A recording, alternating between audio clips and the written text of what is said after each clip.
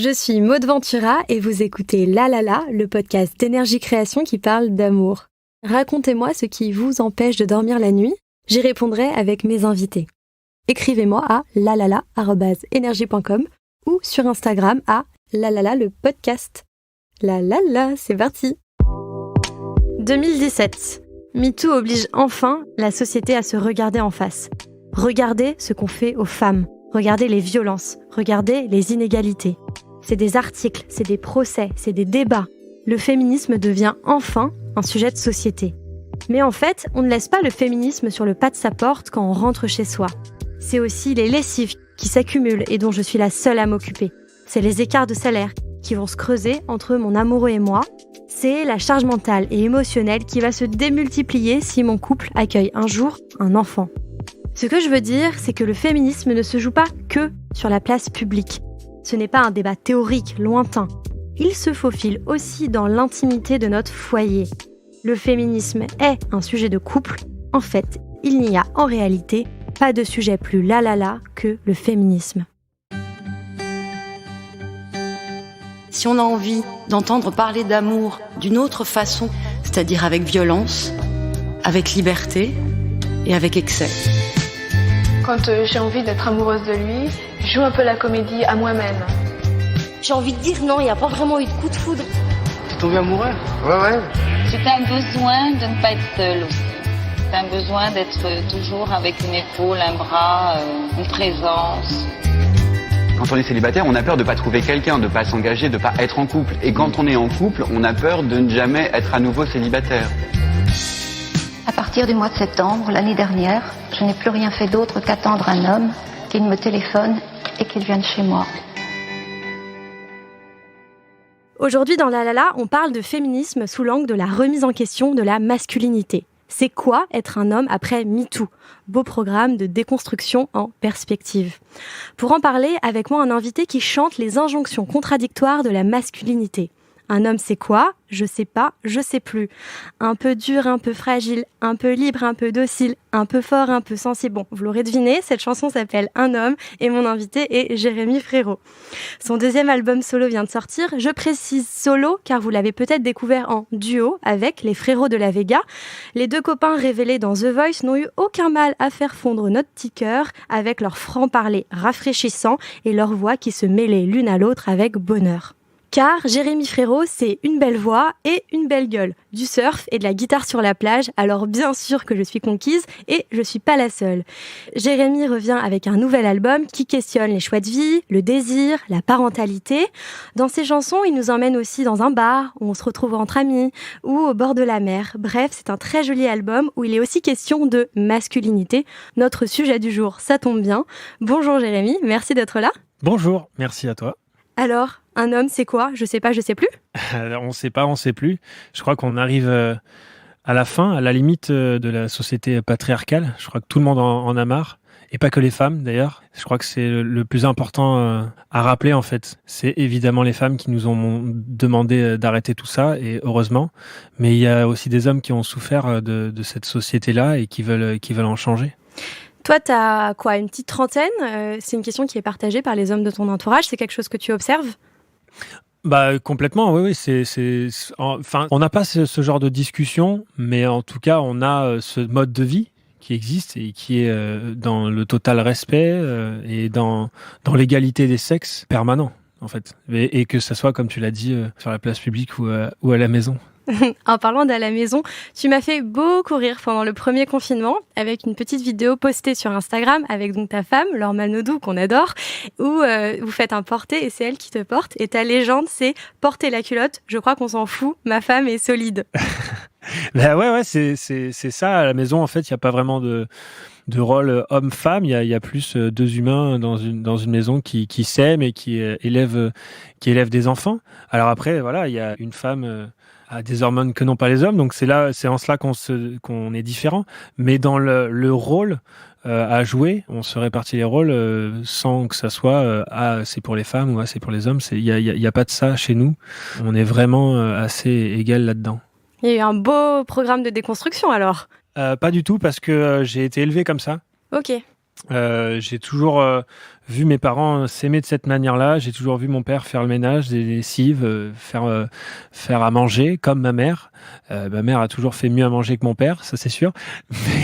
Mais il le faisait. Et il nous a gardés aussi seuls quand il le pouvait. Ma mère nous a gardés seuls quand elle le pouvait. Enfin voilà, ça a été toujours dans le respect. Donc j'ai pas vraiment eu à déconstruire quelque chose. Je pense qu'aujourd'hui, il y a quand même une déconstruction dans la manière de dire les choses. Il y a des mots qu'on ne peut plus utiliser, il y a des tournures de phrases qui ne sont plus possibles, il y a mais que ce soit pour les hommes ou pour les femmes, soit un homme, ça n'existe plus, on ne peut plus le dire. Enfin, il y a des gens encore qui le disent, mais on vient de mettre un doigt sur là où ça faisait mal, et soit un homme, par exemple, ça n'est plus possible. On peut pas, on n'a plus le droit de demander à des gens d'être virils obligatoirement. Bah c'est parfait, tu me fais la transition avec notre premier courrier qui parle exactement de ça.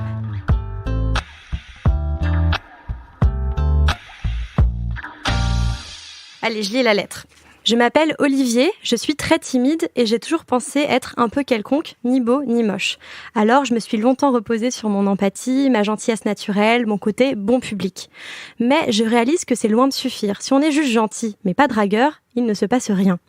Alors j'ai cherché à développer ma culture générale, la rhétorique et la capacité à intéresser pour devenir plus attirant, et c'est aussi ce qui me séduit le plus chez une femme. En parallèle, j'ai commencé à me muscler pour faciliter le premier contact et ne pas devoir compter que sur les mots. Depuis 1 an, mon shaker de prot est devenu mon meilleur ami. J'ai pris 10 kilos de muscles, j'ai gagné en assurance et, on va pas se mentir, je vois que je séduis plus. C'est d'autant plus vrai quand il s'agit d'une rencontre type Tinder, OkCupid ou autre. Il n'y a pas de secret, c'est la photo et la phrase d'accroche qui comptent. Ce qui est sûr, c'est que quand je rencontre une fille qui me plaît, je cherche par tous les moyens à ressembler à un homme qui a de l'assurance, qui prend des initiatives, qui fait des blagues. Mais j'ai toujours la crainte que mon naturel timide, passif et inculte reprenne le dessus et me mette à découvert. C'est comme une épée de Damoclès qui pourrait ruiner mon personnage en un instant. Finalement, je désire secrètement tomber sur quelqu'un qui n'aurait pas de problème avec mon manque de virilité, d'assurance et de culture pour pouvoir enfin être moi-même. Signé Olivier. On a ici un jeune homme qui doute, qui parle de son manque de virilité, d'assurance, de culture. Qu'est-ce que ça t'évoque ? Ça m'évoque un manque de confiance en soi, je pense que, et puis une peur d'être ce qu'il est vraiment. Et ça, c'est un peu triste quelque part parce que aujourd'hui, les hommes qui deviennent presque modèles aujourd'hui ne sont plus du tout virils. Le sujet d'être viril ou pas, il commence vraiment à disparaître. On a le droit maintenant d'être hypersensible, on a le droit de pleurer. Aujourd'hui, il y a des modèles comme Alain Souchon, comme Philippe Catherine, qui n'ont rien à voir avec cette virilité-là, qui ont complètement une part de féminité en eux qu'ils expriment. Et je pense que ça, Olivier, il devrait... Je suis en train de donner une leçon là, c'est pas du tout le projet, c'est juste un avis, hein. Mais je pense qu'il devrait se laisser s'exprimer comme il le veut. Si les gens qu'il rencontre ne sont pas d'accord avec ce qu'il est, il faut qu'il passe parce que c'est d'abord lui et pas pour les autres. Oui, surtout qu'il parle de son empathie, sa gentillesse naturelle, son côté bon public, ça a l'air d'être plutôt une chouette personne. Complètement, ouais.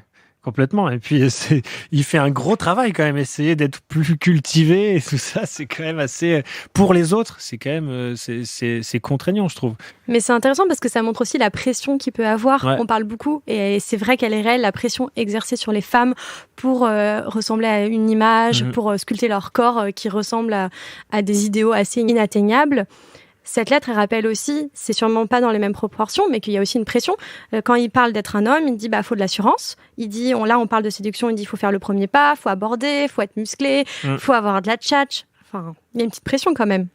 Il y a une grosse pression même, hein. Après, elle est moindre parce que on a été qualifié longtemps comme le sexe dominant, entre guillemets, donc il fallait devenir comme ça. Aujourd'hui, on est en train de briser tout cela pour éviter qu'il y ait des sexes dominants et donc éviter peut-être aussi cette virilité-là, cette prise de muscle disproportionnée. Non, mais c'est le Staps qui parle. Je rêve. Parce que là, les auditeurs, ils disent, non, mais attendez, on a un chanteur qui est beau gosse, hyper talentueux, musclé. Il donne des... Non, mais qu'est-ce qui se passe ? Moi, je suis musclé parce que je m'entretiens pour faire du sport. Je l'ai pas fait pour Pour être beau, j'ai fait 25 ans de judo, 20 ans de judo. Je peux vous dire que quand on sort d'un combat de judo, c'est pas pour la beauté, on est balafré de partout, mais vaut mieux être musclé pour essayer de battre l'adversaire. Donc c'était pas pour une photo Tinder. Non, je me suis jamais mis sur Tinder. J'ai découvert qu'il y avait des mecs qui usurpaient mon identité sur Tinder. Mais non. Ouais, c'était incroyable. Trop bizarre. Et mes proches ne me croyaient pas. Mais, on t'a vu sur Tinder, non mais oh. On m'a vu sur Tinder. Je te jure, c'est pas moi. Maman, je te jure. Et maman, t'imagines que ma mère tombe sur moi sur Tinder. Mais non, mais le fait d'être musclé, c'est vraiment parce que toute ma vie, c'était du sport en fait. Un dernier petit conseil à Olivier, peut-être avant tout de rester, je sais que c'est la et tellement violent, mais de rester toi-même. Parce que quand on tombe amoureux d'une personne. Si tu essaies de construire un personnage, mon intuition me dit que c'est pas vraiment de ça dont on tombe amoureux. Donc, il va souffrir toute sa vie s'il tombe amoureux d'une personne qui pense qu'il est... C'est dur à dire, hein. Ouais. Mais bon, on a compris. On a compris. Tu penses qu'il est. Voilà, il va être hyper triste toute sa vie. Il va même pas pouvoir s'exprimer et du coup à montrer tout le potentiel qu'il peut avoir dans sa gentillesse, dans son envie d'être avec les autres, parce qu'il a envie d'aider les autres, ce mec-là. C'est ça. Olivier, t'as tout ce qu'il faut là où il faut, et je parle de ton empathie, de ta gentillesse naturelle et de ton côté bon public. Et avec ça, je suis sûre que tu vas vraiment séduire. On passe à la lettre 2 ? Allez. La dernière fois que j'ai lu à haute voix, je pense que j'avais des poux. J'étais en 6e B. Ouais, ça doit être ça. J'ai eu la chance d'être élevé dans une famille très aimante. Ma mère a décidé de passer à mi-temps pour s'occuper de nous. Entre parenthèses, on est 4 frères et sœurs. Mon père travaillait beaucoup. Il n'a pas été très présent pendant notre enfance, mais il a toujours été très aimant. Mais aujourd'hui, je vois bien que je suis plus proche de ma mère que de mon père, et je pense que c'est lié. Aujourd'hui, j'ai 34 ans, je suis le papa d'un petit garçon de 6 mois, et je n'ai pas forcément envie de reproduire ce schéma familial. J'ai envie de nouer une relation très forte avec mon fils, et pour ça, je me dis qu'il faut que je sois présent au quotidien. Mais je vois déjà que les exigences du monde professionnel ne me le permettent pas toujours, et il n'a que 6 mois. Bref, plus facile à dire qu'à faire. Aujourd'hui, je me demande quel genre de père j'ai envie d'être. Est-ce que je ferais vraiment mieux ? Signé Antoine. Moi, je suis un peu dans le même cas que cet Antoine-là. Alors, mes parents étaient présents tous les deux. Ça, il n'y a pas eu plus l'un que l'autre. Mais moi aussi, j'ai voulu reproduire un schéma familial où il y avait 3 enfants, des parents hyper présents qui étaient profs de PS, donc... les mêmes vacances que nous, où ils nous emmenaient tout le temps en vacances, à chaque vacances scolaires. Et moi, j'ai eu envie de reproduire cela. Et donc, tu es devenu chanteur. Et je suis devenu chanteur. Et quand j'ai commencé à avoir un enfant, puis 2, je me suis rendu compte que je ne pourrais jamais refaire ce schéma-là parce que je n'ai pas le même rythme que mes parents. Donc, être aussi présent que mon père ou que ma mère, c'est compliqué. En tout cas, pas dans les mêmes proportions de temps, dans les mêmes répartitions de temps. Par exemple, je peux partir 2 semaines en tournée, et donc ça va me faire mal parce que je me dis, tiens, je suis quand même en train de perdre du temps avec l'éducation de mes enfants. Mais il y a aussi une autre répartition où ma femme, elle aussi, a un travail assez spécial et peut partir aussi 2 semaines, et moi je peux me retrouver 2 semaines avec eux, et il y a ça que mon père ou ma mère n'ont jamais fait finalement, d'être 24 heures sur 24 pendant 14 jours avec 3 enfants. Ça c'est quelque chose aussi qui aujourd'hui arrive de plus en plus, à avoir des pères présents pour leurs enfants, sans qu'on dise que non, mais c'est le travail d'une femme ou quelque chose comme ça, ou c'est pas à ta femme de partir travailler, tu vois. C'est vrai que c'est aussi une question dans la lettre un peu, c'est être un homme en 2021 aussi, c'est peut-être repenser qu'est-ce que c'est être un père, et c'est peut-être pas forcément dire moi je vais travailler beaucoup et ma femme va s'occuper des enfants, parce que c'est comme ça. C'est ça, et puis j'ai l'impression qu'il en veut à son père. Un petit peu. Tu trouves ? Non, tu trouves parce pas ? que moi je trouve qu'il dit quand même... Il est aimant, ça oui, c'est sûr. Oui, il est aimant. mais il n'était pas assez là, ou C'est vrai. il y a quelque chose comme ça. Après, il y a des fois où on n'a pas le choix aussi. Hein.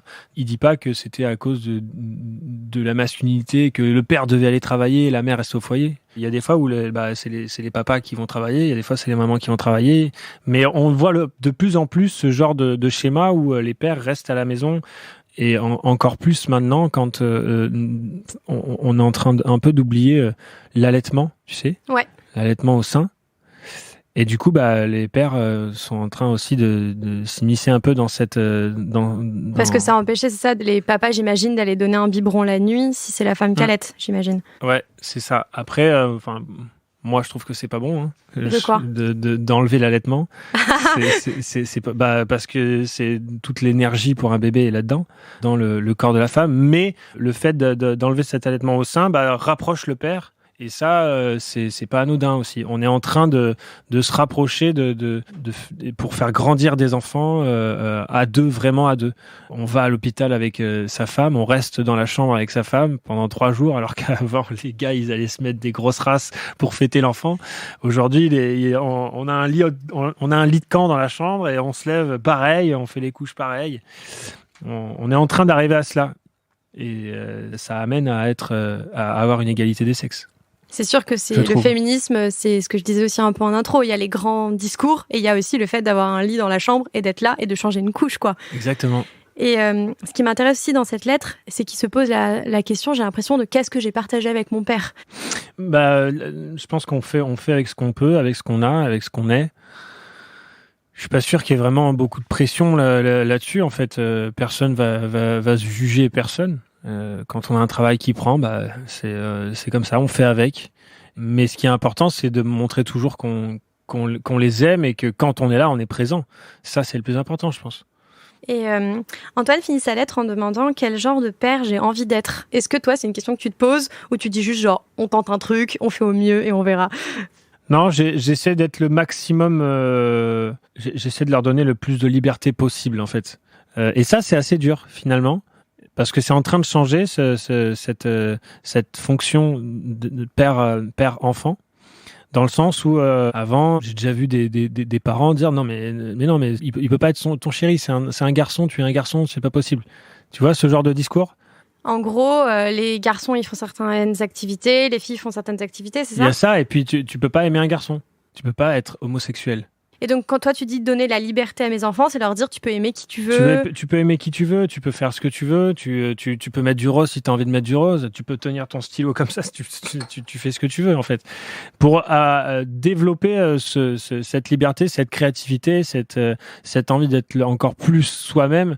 Ah, c'est ça, toi. Donc, quand tu dis la question que tu te poses au niveau de la paternité, c'est laisser de la liberté à mes enfants. Ouais.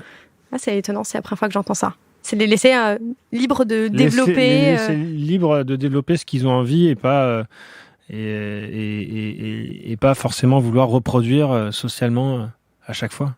Ok. Alors, Antoine finit sa lettre et il se dit est-ce que je ferais vraiment mieux? Bon, je sais pas, mais j'ai l'impression que tes parents quand même se sont pas mal sortis. Tu commences en disant j'ai eu la chance d'être élevée dans une famille très aimante. C'est déjà pas mal de grandir entourée d'amour. Et effectivement, peut-être parle-en à la maman, qu'on imagine un peu en creux dans cette lettre, et trouver un équilibre qui vous va bien. Et c'est intéressant ton exemple parce que on se rend compte aussi que il y a être présent au quotidien, mais il y a 1000 manières d'être présente au quotidien. Ça peut être très présent pendant une période et moins, ou... Les enfants le comprendront, en fait. Ils sont tellement modelables et les parents, on les aime coûte que coûte, en fait. Donc c'est à nous d'être assez vigilants pour les aimer le mieux qu'on peut, quand on peut. Beaucoup d'amour, Antoine. C'est ce qu'on te prescrit. On passe à la dernière lettre. Allez. Je travaille dans le secteur automobile, un environnement très masculin, et je suis témoin de remarques sexistes au quotidien. J'ai pas toujours la répartie, souvent je ne dis rien. Alors ça me questionne. J'ai l'impression d'être éduquée sur ces sujets, je me considère comme féministe, mais finalement, si quand on parle mal d'une fille devant moi, je n'interviens pas, est-ce que c'est pas un peu hypocrite de ma part? Signé Victor. Alors comment on agit? Moi je m'exprime. Moi je dis les choses quand ça me plaît pas. J'arrive pas du tout à contenir ça, surtout quand c'est publiquement. Donc toi, tu vas intervenir. Ouais, complètement. Tu laisses pas passer. Ouais, j'arrive pas du tout. je vais défendre la personne quand je pense qu'il y a quelque chose à défendre. Surtout en ce moment-là. Aujourd'hui, c'est quand même difficile de passer, d'avoir des discours encore sexistes avec toutes les infos qu'on a, avec tout ce qui se passe, avec tous les hashtags qu'il y a pu avoir. Si on a encore des discours sexistes, c'est qu'on est satellisé, on comprend pas on n'a pas la télé, je sais pas, on n'a pas la radio. Il y a une espèce de changement incroyable et positif qui est en train de se passer. Aujourd'hui, on passe pas à côté, c'est pas possible. Donc s'il y en a encore, je pense que voilà, Victor, il doit avoir peur peut-être de la confrontation, mais on n'est pas obligé de s'engueuler dans une confrontation. On a le droit aussi d'expliquer, d'essayer de dire que l'égalité des sexes est primordiale dans le travail, partout à la maison. Donc juste dire c'est pas ok. Les discussions, on a le droit de discuter. C'est pas obligé d'aller jusqu'à la bagarre. Victor, on n'encourage pas forcément la bagarre. Hein. Oui. Mais et toi, quand tu fais une chanson qui s'appelle Un homme, est-ce que pour toi, c'est une manière de t'engager ?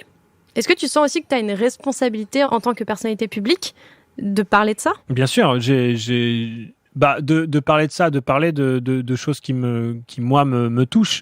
Je parle de ça, je parle de la place de l'homme, la réinvention de notre place, de nos rôles, parce qu'aujourd'hui, on est en train d'effacer de plus en plus cette société patriarcale, mais en faisant ça, il va falloir quand même redéfinir les règles sur la sexualité, sur la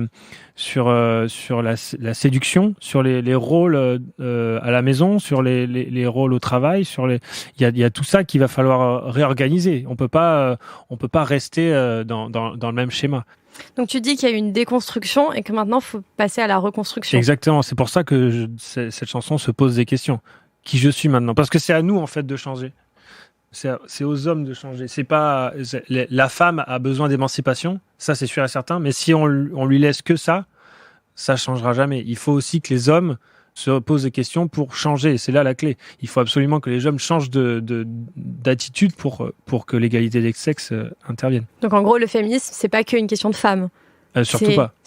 Surtout pas, c'est une question des deux, d'un travail des hommes pour que l'émancipation des femmes se fasse à 100%. Et toi, tu proposes quoi alors dans cette grande reconstruction ? Quelles sont les briques où tu te dis, ça on pourrait faire différemment ?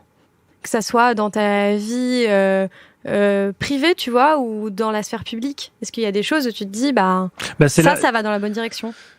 Il y a plein de choses en fait de positives qui se passent aujourd'hui. On peut voir sur les réseaux sociaux. Il y a des aujourd'hui on a des comptes Instagram où on parle de sexualité librement. Comment faire ça je pense que ça fait depuis le début de l'humanité que l'homme ne sait pas à quoi ressemble le clitoris d'une femme. Aujourd'hui, on commence à en voir, on commence à comprendre comment c'est. Ça y est, c'est dans les manuels scolaires. De quelle taille, où c'est. Moi, à mon époque, je savais pas du tout en fait comment ça se passait et comment c'était fait et où c'était situé. Enfin, tu vois.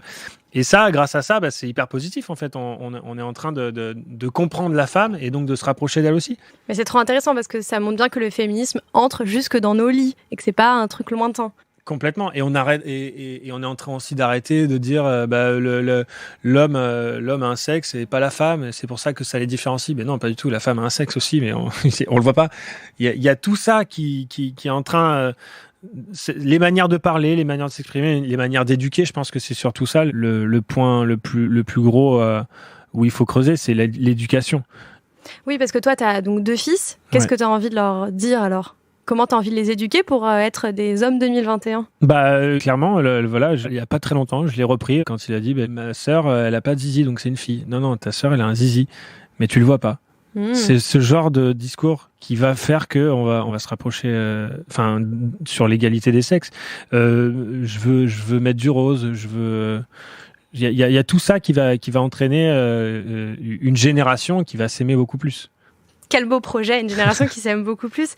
Tu parlais un peu de désir, et donc ça me fait penser à ta chanson « Je te veux ». Quel joli programme aussi de désir. Est-ce que tu peux nous parler de cette chanson ? J'adore cette chanson. Cette chanson, c'est un peu la continuité d'un homme, mais dans le couple, un peu plus intimement. Alors moi, je pense à ma femme dans cette chanson, mais c'est vraiment une chanson pour tout le monde où le sujet parle de faire l'amour l'après-midi, qui est je trouve une manière d'exprimer son amour pour quelqu'un qui est assez fort, justement parce que on n'est pas dans le soir dans le lit quelque chose de convenu, on est en train de construire un moment pour faire l'amour l'après-midi. Il faut aménager, il faut séduire, il faut être dans le consentement, chacun. Dans la liberté aussi. Et voilà, ces mots-là, ce consentement, liberté, on sera libre de nos envies. C'est dans la continuité de cette égalité des sexes encore.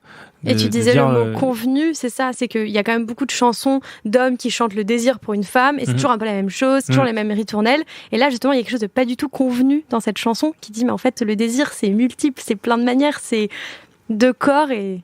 De corps consentants, surtout. De corps consentants. C'est surtout ça. Écoutez bien, les auditeurs de La La La, c'est de corps consentants, on note bien. Une petite dernière question pour la fin. T'es féministe, alors? Ça a l'air. Ah oui, mais bien sûr que je suis féministe. Il faut l'être. C'est un combat qui a commencé, en fait. Qui a commencé avec ces hashtags, parce que le féminisme existe depuis la nuit des temps, mais on l'avait jamais vu, ou alors les hommes avaient pas envie de se mettre dans ce combat-là. Ils avaient l'impression que c'était pas important, ou que c'était pas leur combat, peut-être. Et puis ça remettait en cause 2-3 de leurs privilèges. Je pense que c'était aussi, pas. Ouais. C'est vrai qu'en fait les hommes se sont battus. Les hommes avec un grand H se sont battus pour s'émanciper dans des milliers de domaines, partout, sauf dans le genre, dans l'égalité des genres. Et ça, c'est quand même un gros point en 2021 où il faut se battre, et on est en train de le faire. Et ça, donc on est au début, c'est le début, donc il faut être féministe. Même les hommes, c'est pas les femmes contre les hommes, c'est les femmes avec les hommes, et il faut l'être pour arriver à une égalité parfaite, parce qu'on en est très loin quand même. Qui rendra tout le monde plus heureux en plus. C'est des couples plus équilibrés, c'est des familles plus heureuses, c'est des enfants plus épanouis. Ça va être moins de violence, moins de viol, plus de communication, et ça va être plus beau. C'est tellement là ce qui est en train de se dire. Un dernier mot sur Victor. Moi, il y a un mot qui me vient quand je lis sa lettre, c'est le mot d'allié. C'est un mot qui a été conceptualisé par les militantes féministes, et c'est de dire, en fait, effectivement, l'homme a une place à prendre, et sa place n'est pas d'être au centre du combat féministe, c'est justement d'être un allié au sens vraiment premier du terme, c'est d'être là en soutien. Et elles disent, en fait, la première chose, c'est d'être à l'écoute, c'est de laisser la parole aux femmes, mais c'est aussi de déconstruire, de comprendre ses privilèges, et aussi de s'informer. Et je pense que c'est très intéressant dans tout ce que tu dis. Tu parlais tout à l'heure de compte Instagram sur la sexualité. C'est ça, c'est s'informer. Et je pense que c'est un très bon point de départ et une très bonne manière de rejoindre la cause. Parce que Victor dit aussi un peu, moi je me sens féministe, mais je sais pas trop quoi faire, j'interviens pas vraiment. En fait, s'informer, c'est déjà une manière de prendre ta part. S'informer, carrément. J'ai un livre à conseiller pour les hommes, s'ils veulent.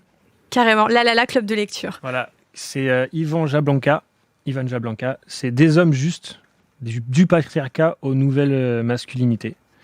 Donc ce livre-là, t'as carrément un sommaire et tout, comme si c'était un bouquin d'école, mais t'as toute l'histoire du début jusqu'à nos jours de cette société patriarcale, comment on en est arrivé là, comment ça s'est passé. On comprend plein de choses, et du coup avec ce livre-là, quand tu le finis, t'es féministe. C'est pas possible autrement. Sinon, t'as pas bien compris ce qu'il racontait, le monsieur. Faut le relire une deuxième fois. Ouais, c'est ça, ouais.